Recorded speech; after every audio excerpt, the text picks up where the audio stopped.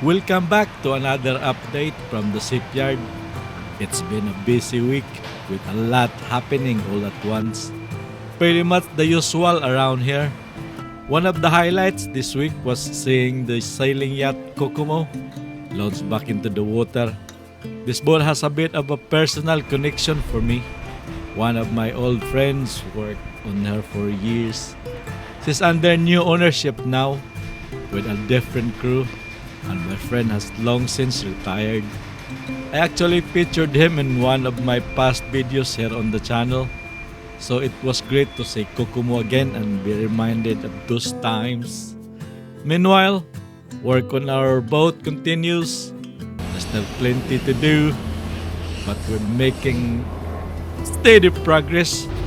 More updates coming soon. Morning!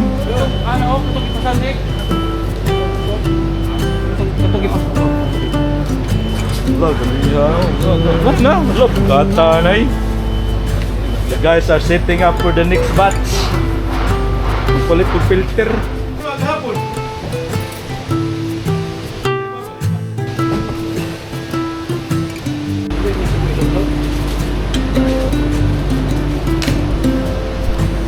Alright guys, we're about ready. We're getting ready to paint the console and this area here, the fiberglass parts, and then the rest of the bulbs and the pipes. So after lunch we should be ready to blow. So and then that's it, man. Hopefully it all work out later on. Alright, I'm about to spray the last coat, the last batch of the pipes and bulbs, and then this is gonna be the console and this. So looking forward to the finished product. Alright, so I see you later after the spraying.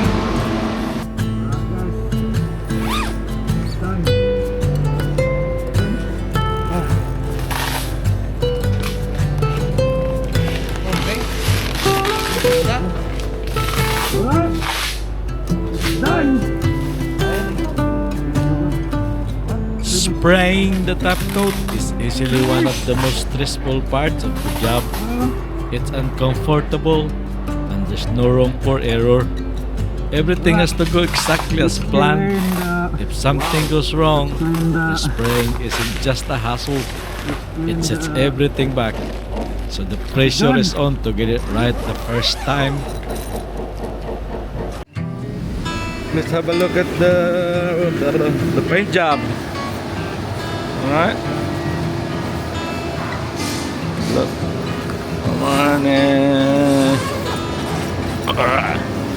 Good morning. How are we looking? Very white.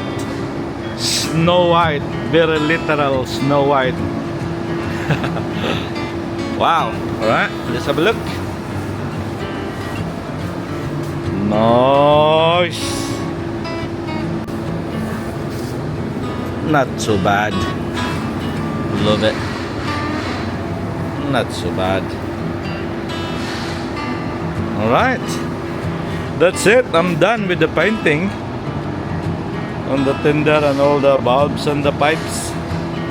So we're gonna leave this thing cure for a couple of days, and then we're gonna start assembling the whole hardware back, so we can send the tender to Rebecca Yachting to put the new rubber pontoon, and then that should be it.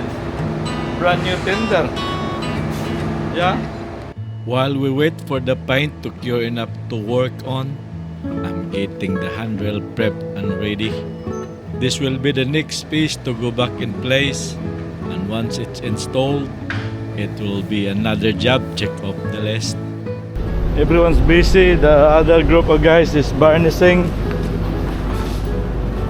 Dol, lang sila military. And then we're going to roll and tape the area here because I tried to spray it and it didn't work out. It was just interfering the the most important area here, so I stopped. So now we're gonna just roll and tape it. It's so much easier. So he's gonna roll and tape this one and over there, so it's busy. And then later on, because I'm gonna, this one right here I screw up, so there was so much so much bleeding of paint here, so I'm gonna redo this piece and then that's it.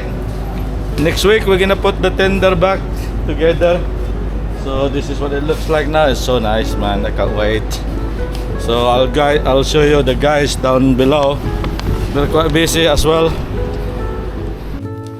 What's going on here? Look, busy ay. Sir, pwede to si Kankutan niya, sir? Kung taas. Oh. Ah. So how far are you guys? What are you guys doing here? Down here. Almost down there. So this has been done. How many coats? Third coat. Three. No? Yeah, three. Third coat. And that area there is. This one is the same. No, two. This one is four. Four just, no? Four coats, this one. Four coat. Four. Yeah, four. Well, next week should be pretty much done. Climaco is retaping here. So he's retaping, he's taking all the old tapes because it's quite thick already. So we're gonna, this is the port coat of old wood in here. So we're gonna let it cure over the weekend. So it should be hard enough to sand nicely on Monday. Yeah? Right? Yeah. Tomorrow. No, Monday, because It's start tomorrow we do tomorrow. other things. Okay. Tomorrow's Friday, we're gonna do other stuff. Like Friday things to do. So, no varnishing, no sanding tomorrow, guys. Okay? So, Feels like it's taken us a while to get to this stage, but that's just how it goes, especially when juggling multiple major projects at once. The good news is everything is coming together, and before we know it, all the jobs will be finished around the same time. Trust me, the satisfaction of seeing it all complete will be worth it. Thanks for watching. If you haven't subscribed yet, make sure to hit that button. Don't forget to tap the bell icon so you don't miss the next update. See you soon.